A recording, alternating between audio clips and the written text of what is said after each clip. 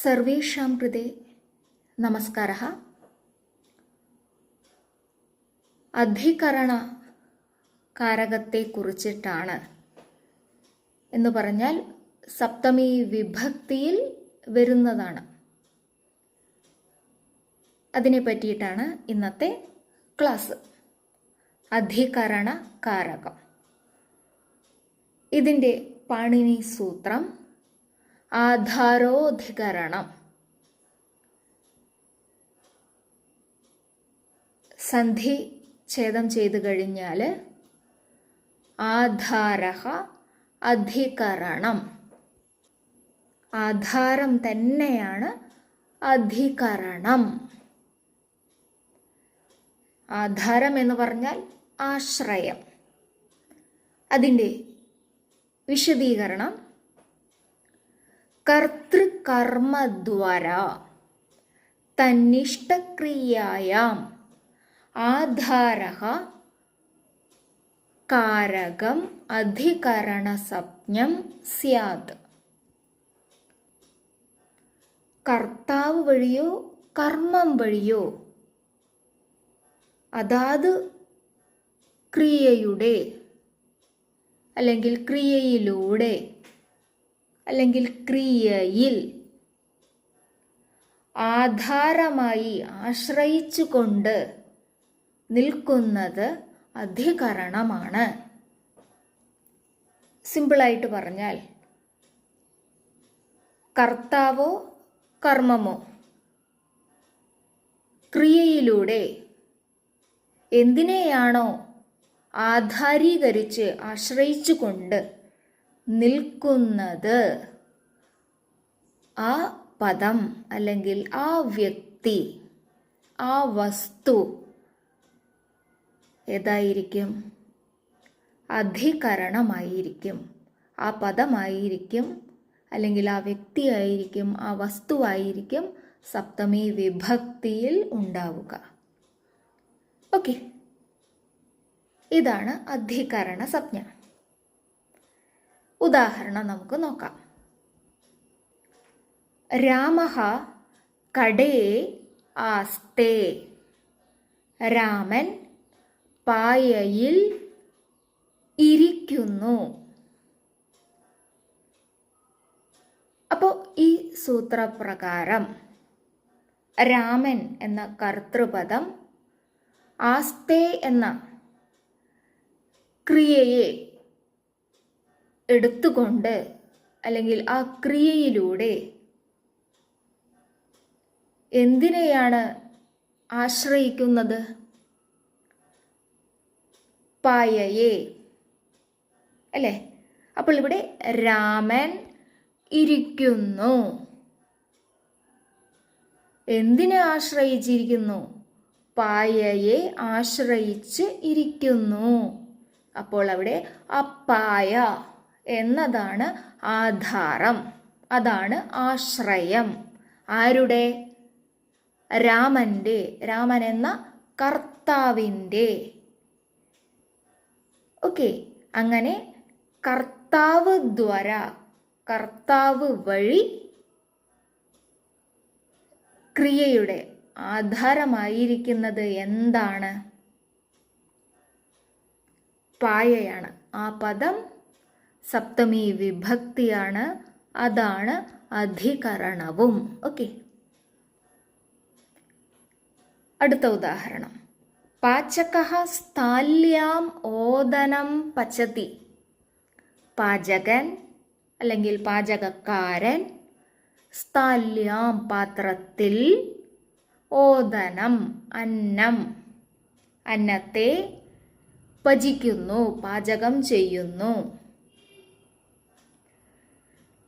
ഇവിടെ നോക്കൂ, നമ്മൾ ആദ്യത്തെ വാക്യം കർത്താവ് വഴിയാണ്, പക്ഷെ രണ്ടാമത്തെ വാക്യം കർമ്മം വഴിയാണ് നമുക്ക് അധികരണത്തെ കിട്ടുന്നത്. കർമ്മം എപ്പോഴും ദ്വിതീയ വിഭക്തിയിലായിരിക്കും. അങ്ങനെ നോക്കുമ്പോൾ ഇവിടെ കർമ്മപദം ഏതാണ്? ഓദനം. സ്ഥാല്യം എന്നത് സപ്തമിയാണേ. ഓദനം എന്നതാണ് കർമ്മം. പാചകക്കാരൻ പാത്രത്തിൽ അന്നത്തെ പാചകം ചെയ്യുന്നു. അപ്പോൾ പചതി എന്ന ക്രിയയിലൂടെ ഓദനത്തെ ചെയ്യുകയാണ് അല്ലേ? അപ്പോൾ ഈ ഓദനത്തിൻ്റെ ആശ്രയം എന്താണ്? ഓദനം എവിടെയാണ് ഇരിക്കുന്നത്? പാത്രത്തിലാണ്. ഓക്കെ, അപ്പോൾ അങ്ങനെ നോക്കുമ്പോൾ ഈ പാത്രത്തിൽ ഉള്ളത് എന്താണ്?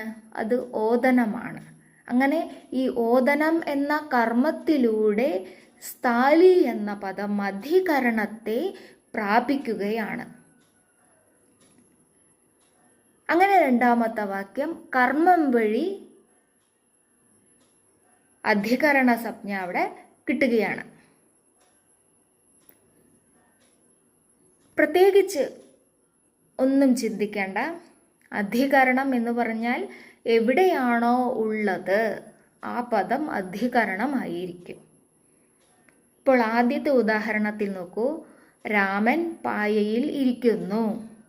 രാമൻ എവിടെ ഇരിക്കുന്നു? ചോദ്യം നോക്കൂ. അപ്പോൾ എവിടെ, പായയിൽ, അതാണ് അധികരണം. അതിൽ എന്നൊരർത്ഥമാണ് പായയിൽ. അതേപോലെ തന്നെ സ്ഥാല്യം ഓദനം പചതി, പാത്രത്തിൽ അന്നമുണ്ടാക്കുന്നു. അപ്പോൾ അന്നം ഉണ്ടാക്കുന്നു എവിടെ അല്ലെങ്കിൽ ഏതിൽ?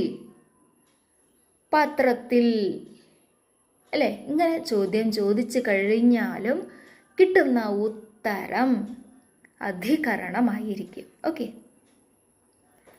അപ്പോൾ ഇതുപോലെ എന്താ പറയുക, പച്ചതി, അതുപോലെ ആസ്തേ എന്നിങ്ങനെയെല്ലാം വരുമ്പോൾ നമുക്ക് അധികരണത്തിലും നമുക്ക് വാക്യം കിട്ടും. അടുത്തത് നദ്യാം മീനാഹ സന്തി, നദിയിൽ മീനുകൾ ഉണ്ട്. മീനുകൾ ഉണ്ട് അല്ലേ? എവിടെയാണ്? നദിയിൽ. അപ്പോൾ മീനുകൾ എന്ന കർത്തൃപദം ഉണ്ട് എന്ന ക്രിയയെ കേന്ദ്രീകരിച്ചിട്ട് ഏതിനെയാണ് ആശ്രയിക്കുന്നത്? മീനുകൾ, നദിയെ. അപ്പോൾ നദി എന്ന പദം സപ്തമി.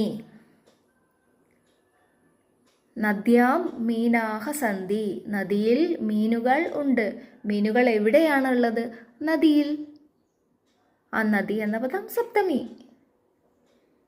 അതുപോലെ ഗൃഹേ മാതാ വർത്തതേ, വീട്ടിൽ അമ്മ ഉണ്ട്. അമ്മ ഉണ്ട് എവിടെ? വീട്ടിൽ. അമ്മ എന്ന കർത്താവ് ആ ക്രിയയിലൂടെ ആശ്രയിക്കുന്നത് എന്താണ്? വീട്ടിനെയാണ് അല്ലേ? അപ്പോൾ വീട് ആധാരം. വിദ്യാലയേഷു ഛാത്രാഹ പഠന്തി, വിദ്യാലയങ്ങളിൽ വിദ്യാർത്ഥികൾ പഠിക്കുന്നു. വിദ്യാർത്ഥികൾ പഠിക്കുന്നു എവിടെ? വിദ്യാലയങ്ങളിൽ. അപ്പോൾ ഇവിടെ ഛാത്രാഹ എന്ന കർത്തൃപദത്തിലൂടെ പഠിക്കുന്നു എന്ന ക്രിയ വഴി ആധാരമാക്കുന്നത് എന്താണ്?